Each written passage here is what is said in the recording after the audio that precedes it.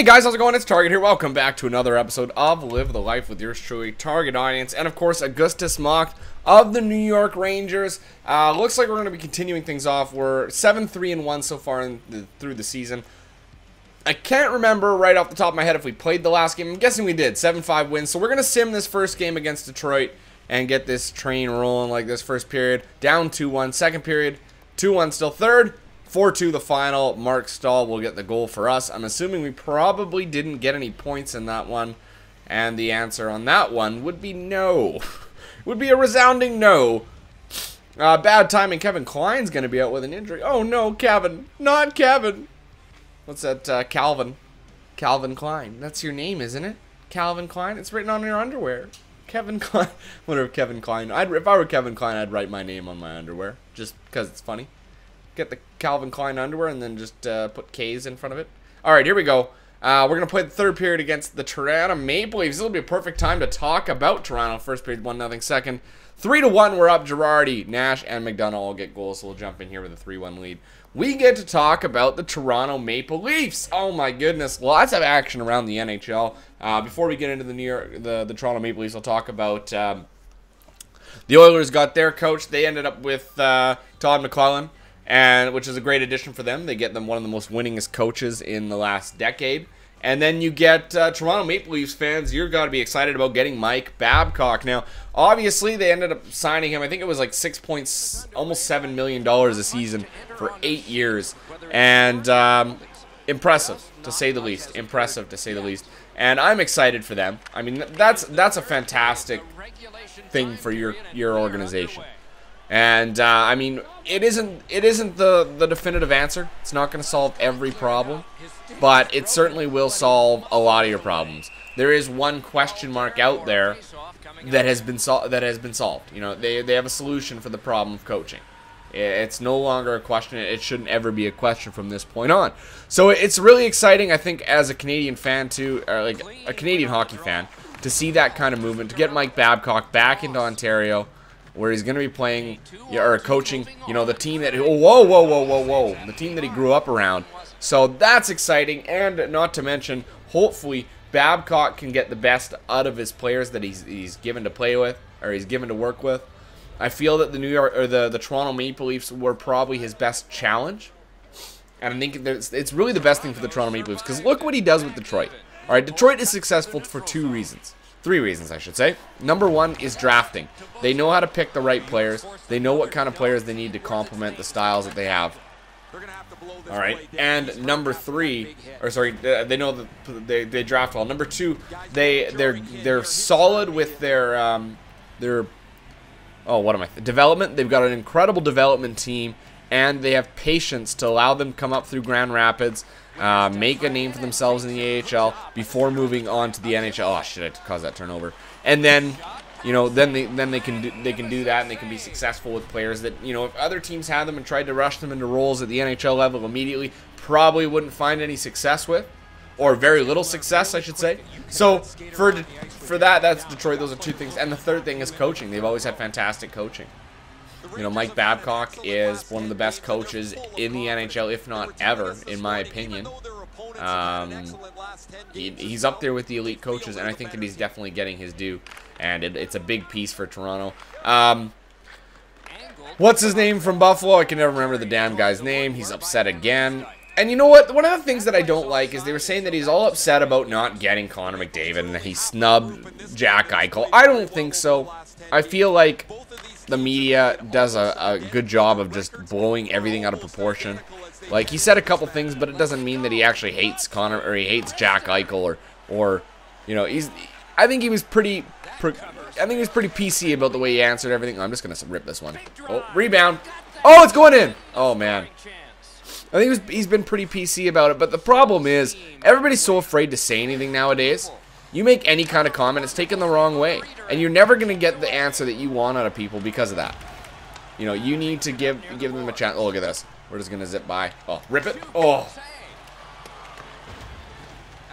there it is. Boom. Beauty goal. 4-1. But you're never gonna get a good answer out of everybody if they're so afraid to insult anybody now. I mean, That's the problem with that whole situation. Is everything that he's saying, or he's asked to comment on, is being taken out of context, and it's ridiculous. So anyway, getting a little bit off topic with that, I thought I'd mention it because it was driving me a little bit crazy. But yeah, Toronto. I mean, what can you expect from Toronto? Toronto's one of those teams that have been on the cusp. They're always on the cusp of winning something, you know. Oh, jeez. They're always on the cusp. Like, they're like the Oilers were, for me anyway, when I take a look at a team like the Oilers.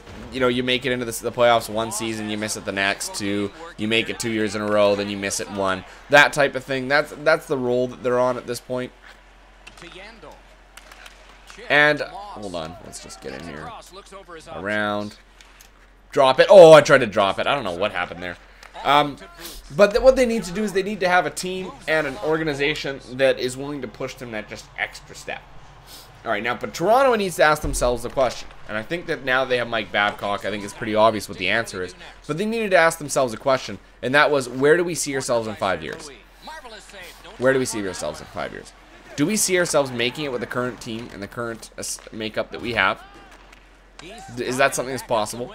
Are we going to only end up in, 8th, 7th, 8th spot, never really going anywhere in the playoffs? Oh, jeez. Just squeaking in and, making it to the first round. Is that something that they want from their fans? No. You want to build a winning organization. Now, do they have the assets to be a winning organization? I think so. I think that they could do it. I mean, whatever pick that they get this year will be a good compliment. They've got Morgan Riley. William Nylander could be a decent player for them. There's a couple other players. I mean, maybe, never know. You never know. Nazem Kadri is still young. He could still blossom into the player that they want him to be. There you go, beauty goal. He could still blossom into the player that they want him to be. But, I mean, his time is running out. There's no doubt about it. Time is running out on Nazem Kadri. I don't think he'll ever be their top center. I think that they're going to need that from somewhere. But again, in order to get a top center, you'd have to give up a top player. And their only top player that they have is Phil Kessel. Even Phil Kessel and I think a decent prospect would only give you... it would take Phil Kessel and a decent prospect, possibly a pick, to get the top center that they're looking for. I mean, I think they got the wingers. James Van Riemsdyk's going to be a solid player. Oh, it got blocked. James Van Riemsdyk's going to be a solid player in the NHL. Oh, jeez. And, hold on, I just got to score this. Oh, missed the net. Round the net, in front. Salome, oh.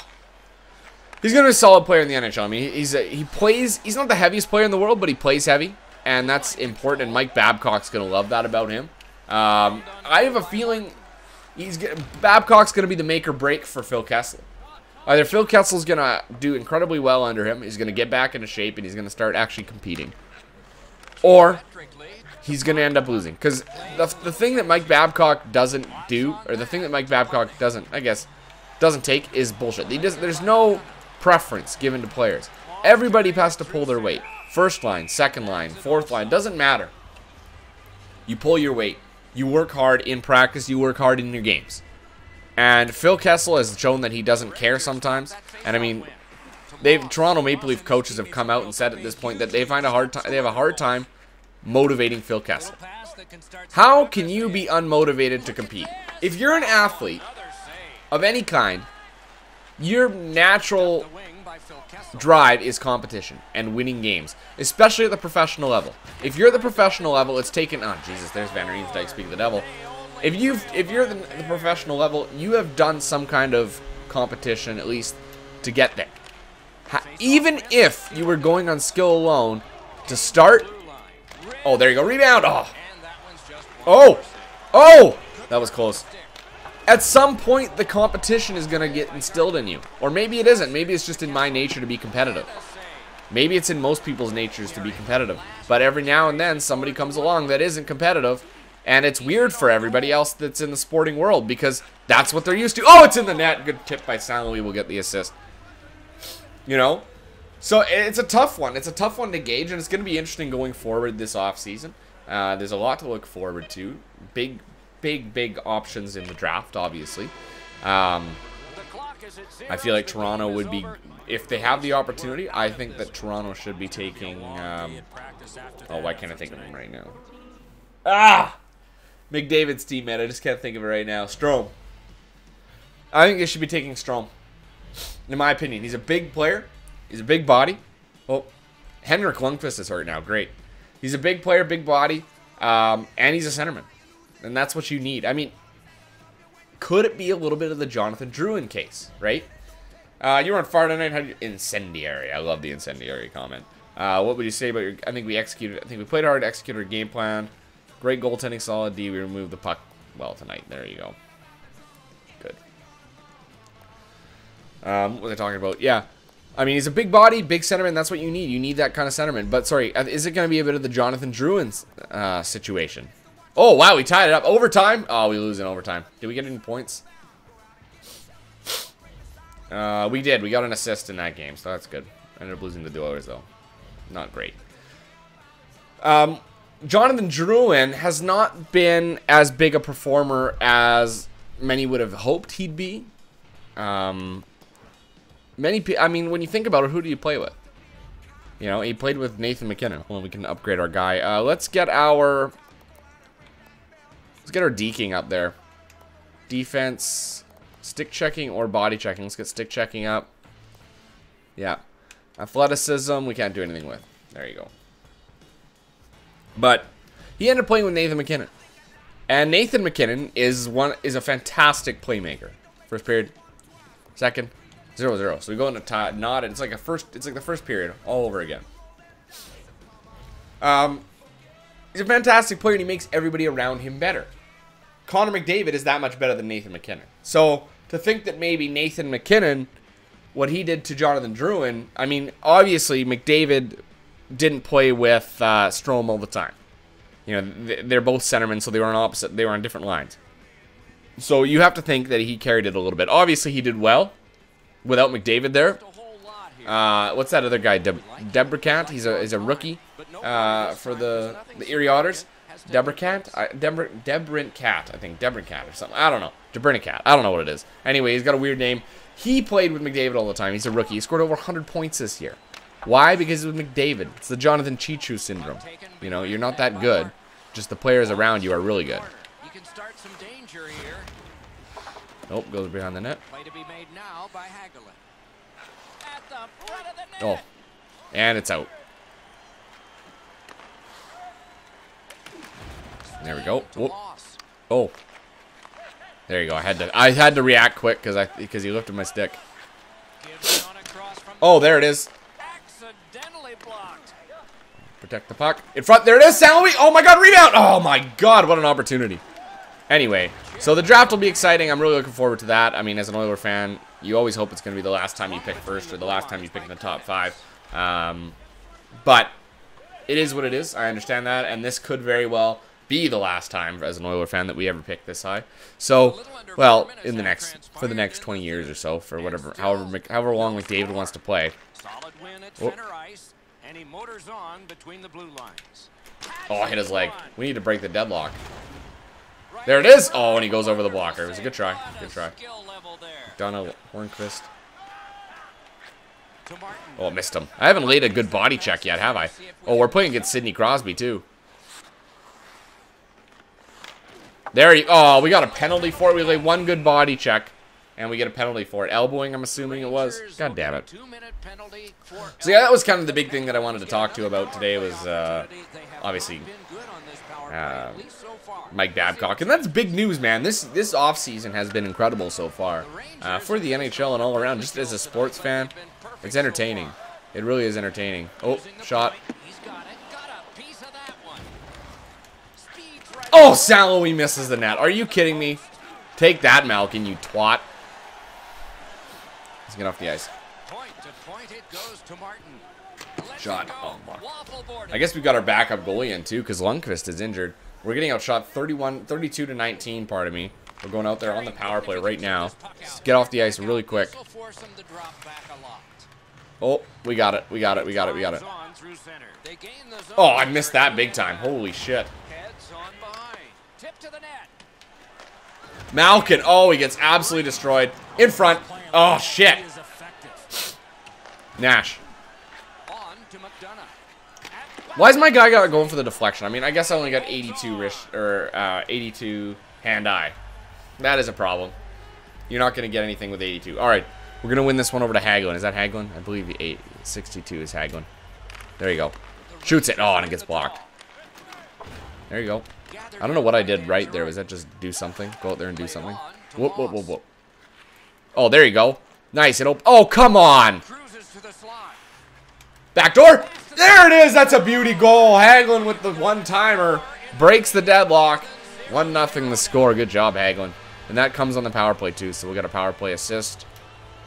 Not that it gets logged as a power play assist. I think they should log power play points. Oh, good shot. Mata. There it is. Oh, I got slashed. No call. Hold on. Oh, yeah. Rip it. Yeah. There you go. Just circled around, use the screen. That's a two-point shift right there. A goal and an assist. And we get the 2-0 lead. That's what I like to see. Very good, very good. All right. Brassard, he's going to hammer that one in. I'll tell you, that New York Ranger Tampa Bay series is one of the best series I've watched in a long time. So is Anaheim and Chicago. Oh, my God. Because you got two big powerhouses. Backdoor. There it is. Oh, my God. I do not know how that didn't go in. Do not know how that didn't go in. God damn it, man.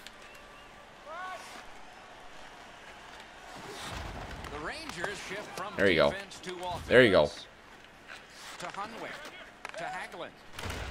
There you go. Oh, beauty! Backhand! Oh my God, I couldn't get to it. There it is! Oh, what a goal! Oh my goodness! Regained possession and sniped it top shelf. That's 3 points. Good game so far. This one's been fun. This has been a lot of fun. I'm really feeling it in this one. The last one was a little choppy. Maybe it's because I'm talking about the Toronto Maple Leafs. But now we can talk about the New York Rangers. Obviously, we play for the New York Rangers. We'll be talking about them a lot. But that series is fantastic. And, I mean, they're on opposite ends of the spectrum. Anaheim and Chicago are...